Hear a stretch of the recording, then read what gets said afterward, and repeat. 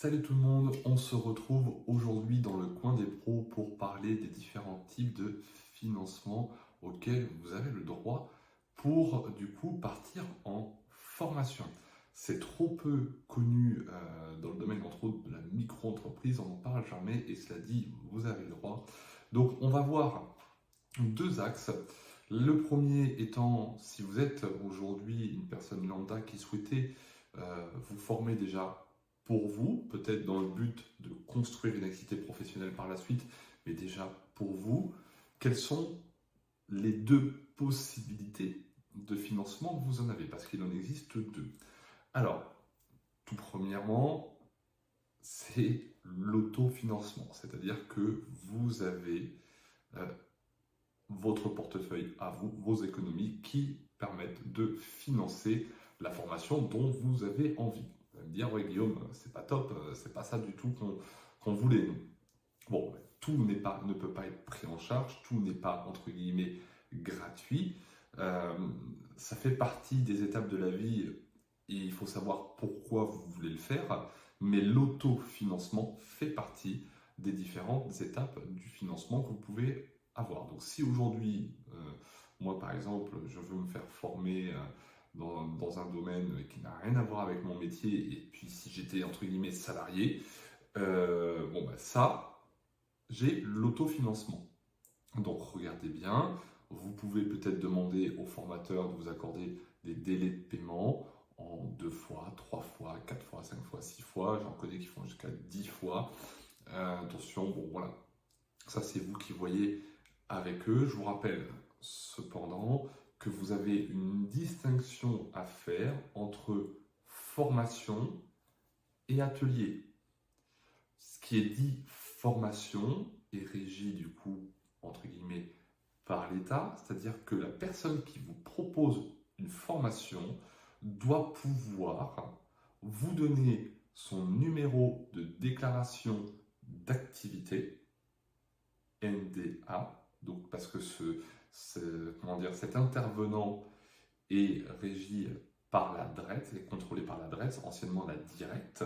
Donc ça, vous pouvez le demander et donc vérifier que ce soit bien un organisme de formation et du coup peut vous délivrer une attestation de formation. Il n'y a que un professionnel de la formation qui peut vous délivrer une attestation. Sinon, tout le reste, ce sont des ateliers. Voilà, des ateliers, des conférences. Et donc, ces personnes n'ont pas le droit de vous donner une attestation ou une forme de diplôme. C'est juste, voilà, c'est légalement pas autorisé en tous les cas. Donc ça, vous le vérifiez, voilà. Et après, vous avez le fameux CPF, compte personnel de formation. Donc là, le CPF demande également à ce que l'intervenant en face soit organisme de formation et donc ait un numéro de déclaration d'activité. Voilà. Après, ça peut être son entreprise à elle, qui est ce qu'on appelle dans le jargon RNCP ou RS, donc qui permet d'utiliser les fonds du CPF, ou alors est en portage avec une société qui, elle, est régie RNCP ou RS, et qui du coup, en fin de compte, sous-traite la compétence du formateur dans ce domaine-là. Et donc là, vous, en tant que particulier, soit cette formation, vous la faites en autofinancement, soit vous la faites en CPF, donc compte personnel de formation. Vous allez me dire, oui, mais Guillaume, moi j'ai un statut spécial, je suis employé territorial ou fonctionnaire, donc je n'ai pas d'argent sur mon compte CPF, j'ai des heures. Alors logiquement, vous avez la possibilité de transformer vos heures en euros. Voilà, donc soit c'est une démarche à faire directement sur sur le site Mon compte formation, voilà. Soit c'est un courrier à envoyer, je crois, si je ne dis pas de bêtises, à votre RH qui va faire une demande spéciale et ça une fois par an. Donc voilà, sachant que votre quota d'heures maxi est de 150 heures. Donc si vous êtes à 150 heures, vous ne pouvez pas aller plus haut. Donc ça peut valoir le coup de transférer en euros et comme ça d'avoir accès, et c'est vous qui allez gérer en fin de compte votre compte de formation. Donc ça, première chose. Maintenant, vous êtes professionnel, vous avez une entreprise, une micro-entreprise.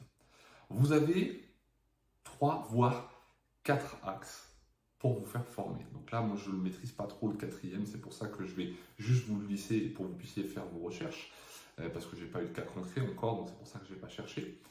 Donc, vous avez à nouveau l'autofinancement, vous voulez faire cette formation, vous la faites. En fait, ce qui est difficile dans le milieu de la formation, c'est que vous dites, ah ouais, mais moi, maintenant que je sais que j'ai des droits, si c'est pas pris en charge, je le fais pas. Pourquoi faites-vous cette formation? Est-ce que c'est parce que vous en avez envie ou est-ce que c'est parce que potentiellement c'est gratuit? Si c'est gratuit, c'est de la consommation. Concrètement, oubliez. Moi, on m'a toujours dit, et les formations sur lesquelles je me suis engagé, c'est Guillaume, si tu veux faire cette formation, tu la fais et tu verras après si elle t'est remboursée. Donc ça, c'est pour les autres cours, on va en parler après. Donc, essayez d'avoir la bonne réflexion autour de la formation. Donc, autofinancement, voilà. Voilà, je paye de ma poche. Vous avez, en tant que micro-entreprise, les OPCO, c'est-à-dire les organismes professionnels de cotisation pour les formations. Donc là, du coup, vous avez le droit en moyenne entre 750 et 2000 euros par an. Ça dépend si vous êtes lié donc, en profession libérale. Souvent, c'est le FIFPL, FIFPL. Et là, vous allez sur le site et vous avez le droit, normalement, c'est 750 euros par an. Ou si vous êtes AGFIS, et dans ce cas-là, là, par exemple, en 2022, jusqu'à présent, vous aviez le droit à 2100 euros de budget formation. Voilà. Donc vous dire, ah ouais, mais c'est plus intéressant. Oui, mais il y a d'autres inconvénients, donc ça, c'est encore autre chose. Donc, pour y avoir accès, comment ça se passe? Soit vous faites un devis, vous faites faire un devis, entre guillemets, à l'organisme de formation, vous soumettez le dossier à votre OPCO et il vous dit oui, on prend en charge ou non, on ne prend pas en charge. Ça, c'est déjà une première idée.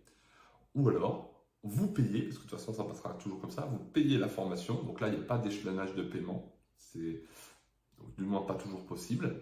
Vous payez et vous envoyez tout le dossier, une fois que c'est terminé, à votre organisme, donc à votre OPCO, qui lui, normalement, vous remboursera. Et de toute façon, ça sera toujours comme ça. Même s'il vous dit oui, on prend en charge, vous devez payer, et une fois que c'est payé, vous serez remboursé. Tout simplement. Donc ça, l'OPCO. Et sachez également, du coup, même si vous êtes micro-entrepreneur, alors ça c'est valable pour les micro-entrepreneurs, les entreprises individuelles, les EURL, tout ça. Et si vous êtes en tout cas micro-entrepreneur, c'est une info que j'ai lue il n'y a pas très longtemps, tous les ans, en fonction, alors je crois qu'il faut faire 5000 euros de chiffre d'affaires, vous avez un quota de 500 euros crédités sur votre CPF également. Donc on en revient à la logistique d'avance si vous êtes particulier. Et bien dans ce cas-là, le CPF, vous n'avez rien à avancer. Vous allez sur mon compte formation, vous sélectionnez la formation que vous voulez, c'est débité directement dessus et l'intervenant sera payé après, dans les 45-50 jours qui suivent. Donc là, c'est juste une question de paperasse, mais c'est beaucoup plus simple. Et il reste une dernière chose auquel vous pouvez regarder si vous avez une entreprise également, c'est le crédit d'impôt. Alors là, c'est très particulier et je vous conseille de passer par votre comptable parce que moi, je manque de connaissances sur ce domaine-là parce que ça ne s'est jamais présenté à moi, mais je sais que ça existe. On en entend de plus en plus parler. Voilà. Donc, à voir. Et si en plus vous êtes en entreprise, donc pas micro-entreprise, mais si vous êtes en entreprise individuelle, URL, SARL, SARLU, SASU, SAS, voilà, peu importe, s'il y a une partie qui n'est pas prise en charge par vos organismes financeurs ou par votre organisme de formation, vous avez la possibilité de passer la formation dans vos charges et donc de l'amortir comme ça également. Donc voilà toutes les possibilités, il faut le savoir, mais surtout ce qui est important à relever, c'est pourquoi est-ce que vous faites la formation. Est-ce que vous faites ça parce que c'est gratuit, et dans ce cas-là, finalement à vos yeux, ça n'a peut-être que très peu de valeur, ou alors est-ce que vous la faites parce que vous avez vraiment envie.